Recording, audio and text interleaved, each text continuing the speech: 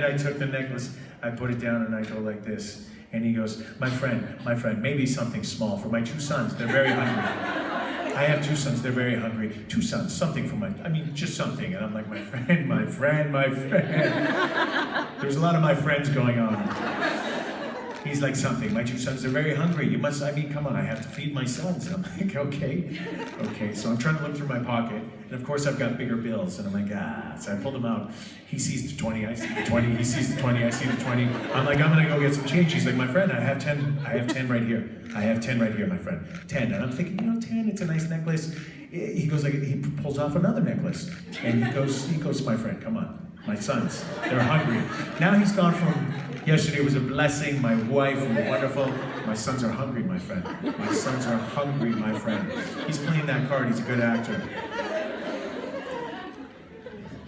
I have 10, my friend. I'll give you change right here. So I go to give him the 10, I give him the 10, and then he pulls out a 5 and he gives it to me. And I'm like, where's my 10, my friend? He goes, my friend. My sons are hungry. My sons are hungry. So he decides to take off another necklace to make the deal better. Now he's upselling me. And this man was good. He was so good. I could have been an asshole. I could have been like, give me back my money, pal. Take a necklace and beat it. But he was good. And I was worried about his sons. He was your friend, so yeah. He's a dear friend. So Jason Mann now gets a necklace. The same necklace. Now, at least I got 2 necklaces out of the deal, so we have matching necklaces. Yes. And then he walked away, because I was like, and then I realized I didn't even know where the man was from. I need to know where my jewelry's from. Africa it's a huge place. There's many countries there. I knew that he spoke French, but that's still, the French were all over Africa. It could have been many different, he wasn't Haitian. I know that accent, because I've spent a lot of time in Montreal. There's a huge Haitian community there. So luckily he walked back again and tried to upsell everyone else at the table. I'm like, are you serious? I've just been telling this story for 10 minutes to all these guys. He's from Senegal, though. Okay. He's a dear friend. You're close.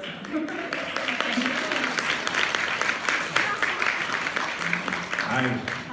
I thought it was only fair to give you the chance to tell an embarrassing story about Jason in return.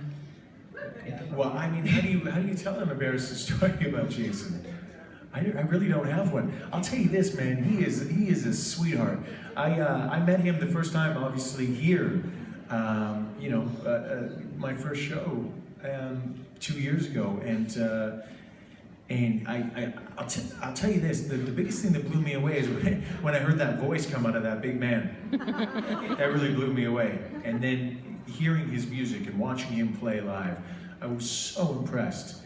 And Jason's a great guy because he's,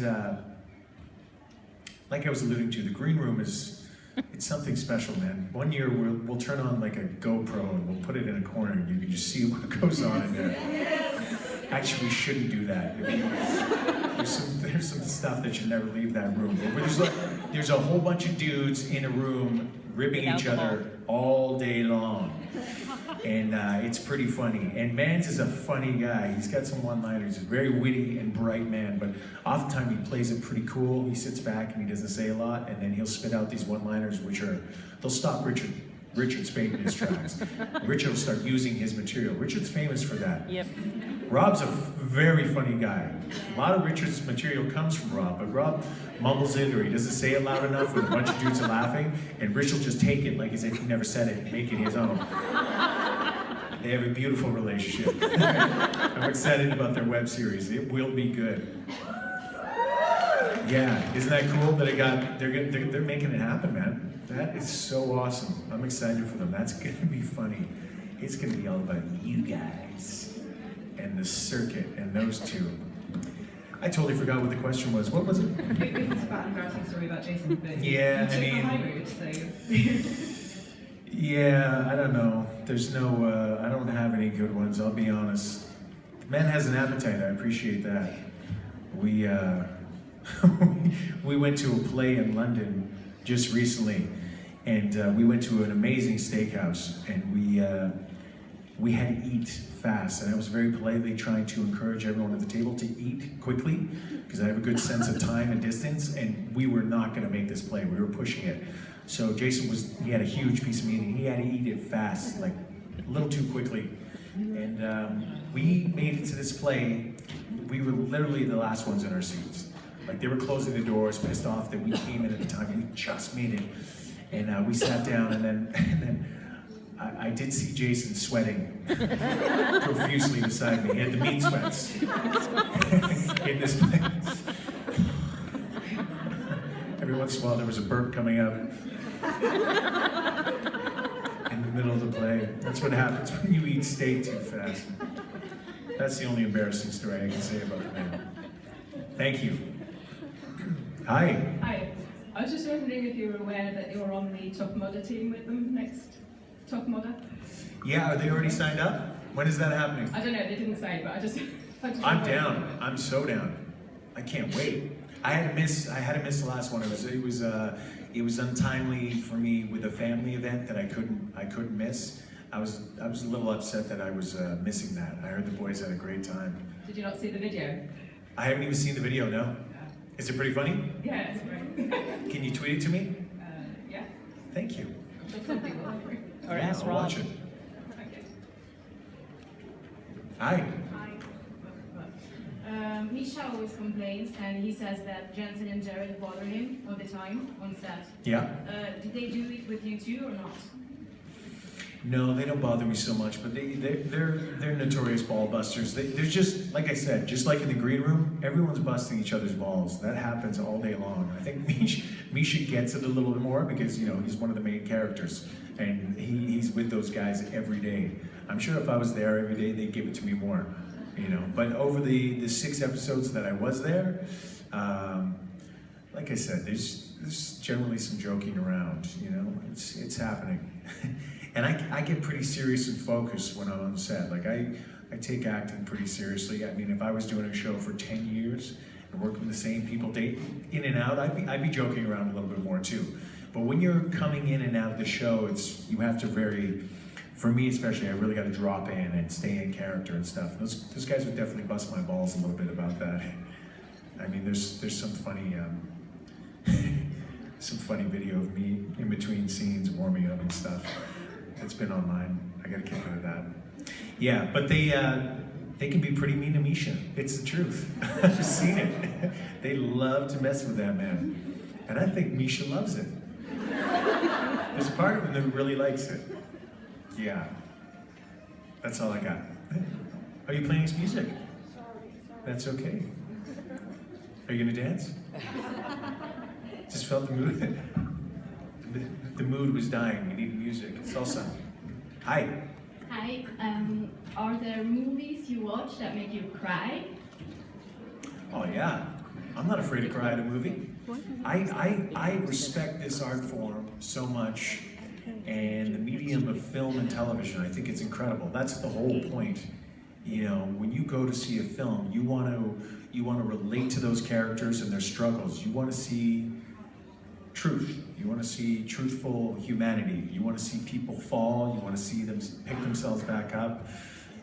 That's why we're drawn to this medium. That's why it'll never go away. It's such a powerful medium that transcends all language and culture throughout the world. That, you know, you could argue that there's not a place on the planet where people wouldn't enjoy film. Like it's incredible. It's story. That's what makes human beings. That's what brings us together. Specifically in our cultures and our nations, but you know, throughout the world, that's what we can relate to is humanity. I cry all the time in films. I've seen powerful movies, man. When I see an actor go to a very truthful place, and they throw their ego to the side, because you know that's what happens to us as humans. We're not thinking about the right angle and how our face is going to look on the camera. You know, when you go to a really truthful a place where you're, I can name a million films where I've just been blown away by the performances. What was the Sean Penn film? Road to Perdition? I think it was Road to Perdition. One of the films that he directed. Pardon me? Not Mr. Gruber. No. It was shot in BC. No, it was Jack Nicholson was the lead. Most of Sean Penn's films, The two main films that he directed early on were, he had Jack Nicholson in the lead, and this was about a detective who was retiring and trying to just, you know, enjoy his retirement, but he's consumed with the murder of a six-year-old girl. But there's a scene in there. Cameos always blow me away when you have an actor come in and they do a very small performance in the film, that their performance stays with you so much. Mickey Rourke has a scene in there. For anyone who doesn't remember how talented of an actor he is, he's had a lot of struggles in life, as a lot of people do in this business when they've been in it for a very long time. But he's got a scene in there that is some of the finest acting work I've ever seen. It is so goddamn powerful. I remember watching that scene for the first time, and I was weeping. You know, has anyone ever seen the film The Sea Inside with Javier Bardem? Yes. If you haven't, you must see it. It's incredible. Another Javier Bardem film, beautiful. Blew me away. Definitely cried in that film. I could go on and on. Yeah, I'm not afraid to cry in a film. Good. Thank you. Hi. Hiya. I was wondering, would you like a different time to get real in Supernatural? Would I have liked A different time to get real in Supernatural? a different hand? And Oh, a different end. Sorry. I can't speak. Yeah, you know, well, I'm open to a different ending. I would have been open to a different ending to Get Real. I think it was good though. You know, when I read it, I was like, yeah. And I had someone ask me at a convention recently if I thought that Get Real thought he was, you know, that he was redeemed. There was true redemption in doing what he did, and I don't think that he was. He was conflicted to the very end. He saw that there was an opportunity that he could help Castiel and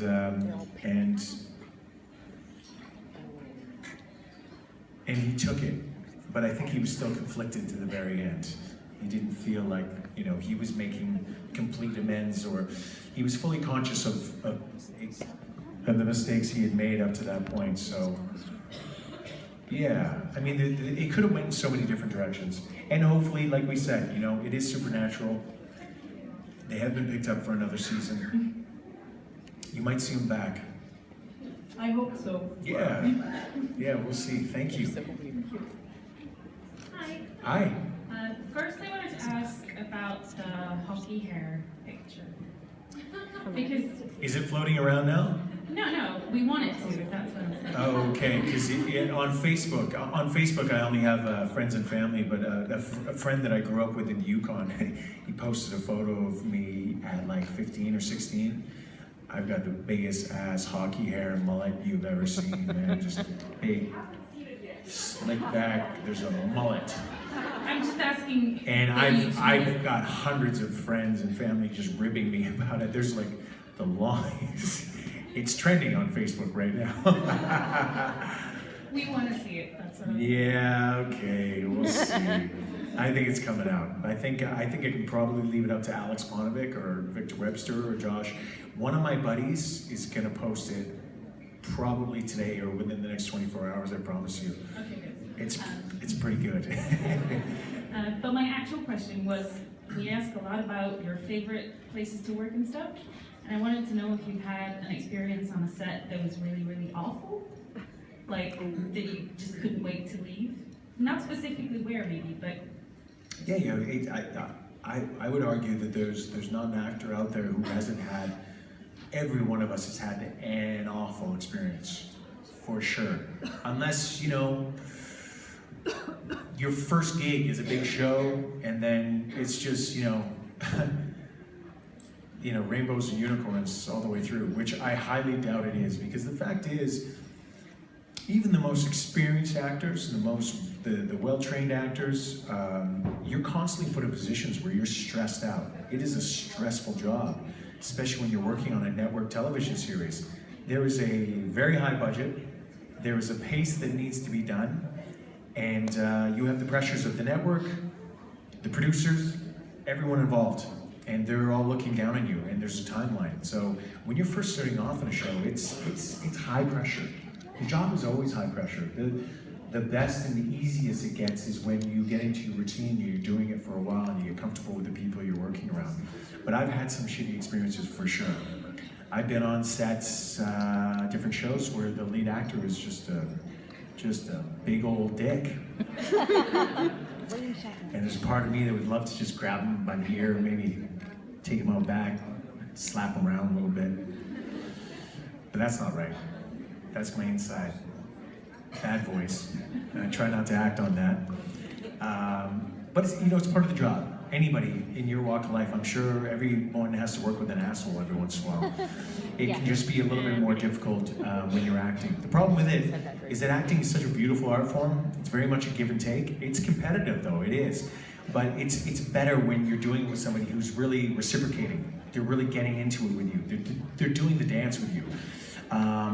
Every once in a while when you work with a dick, they're not giving you anything when it's on your shot. When the coverage is on you, they're not reciprocating. They're not giving you anything back, and that's tough.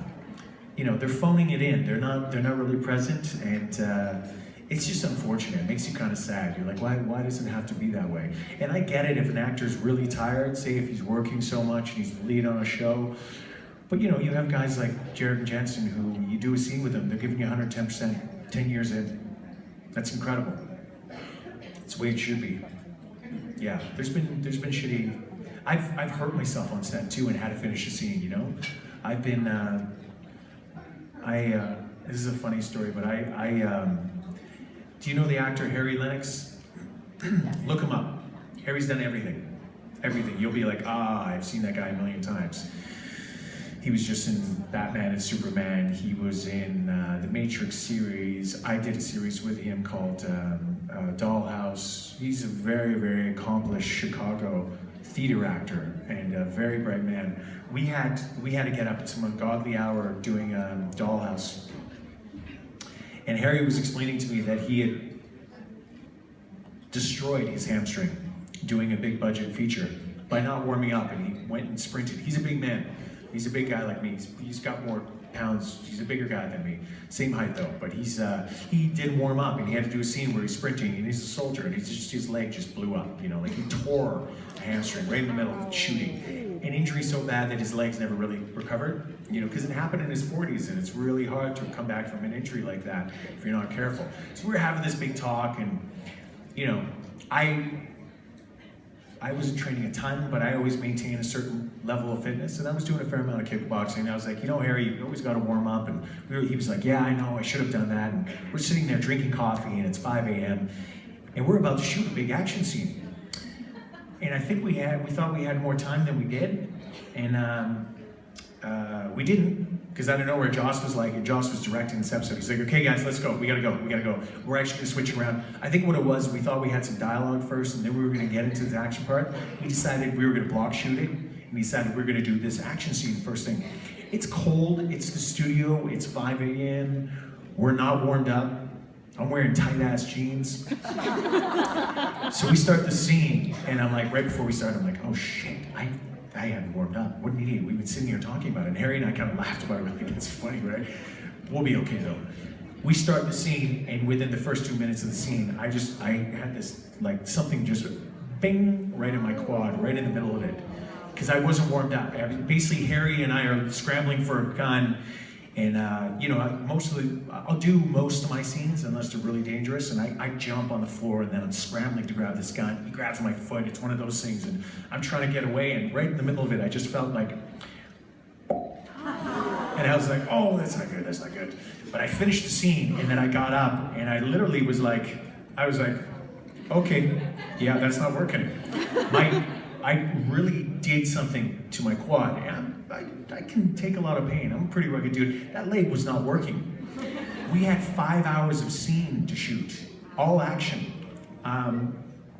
There's a scene where I'm trying to, get away from Harry on the stairs. Like, I'm supposed to be running upstairs, I'm like really active Paul Ballard, FBI ninja dude.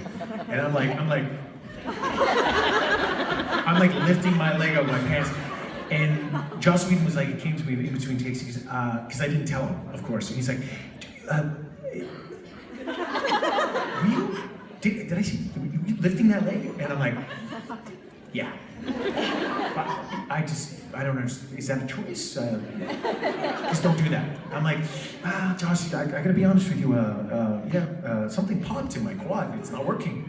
Maybe you noticed that I've got a dead leg in the scene. Even when I was running from Harry, I was like, it wasn't working. But I worked 5 hours with that thing, and I was like, just shoot it a little higher, Josh. And like, get that thing up every take. We'll be good. These things happen. Yeah. Thank you. Hope you had an easy morning.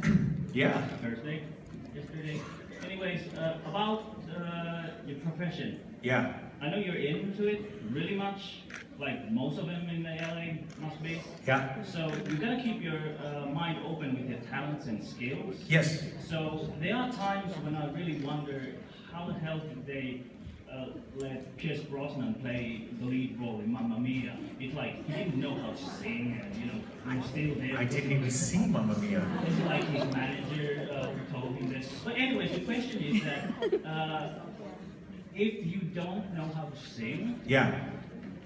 do you still apply for roles that have like music or singing? Well, that depends. That depends if you're willing to try. There's a lot of actors out there who've done singing roles. They can do some things to make you sound good. They can tune you up with production these days. I would argue at this point, me maybe 5 years ago would have been terrified to sound like an idiot, but I think if I got offered the role, I'd go for it anyway, just because it's terrifying. It's part of the reason we do this, man. Yeah. You gotta challenge yourself as an actor, as an artist, Yeah, carpe diem. Yeah, exactly, 100%. I mean, I'm at the point where I want to do everything. I want to challenge myself because, I spent a few years there where I was, through bad management, through bad choices, just turning down a lot of work, and it just flies by. I want to do it all. I've told people I'll do student films, I'll do it everything. I just want to have fun. You don't want to lose that element in this business, and it's very easy to lose it when you're doing too much television. It gets too serious. So yeah, I'm game. I can't sing, but I'll sing for you. Thank you, brother. Speaking of Thank you, guys.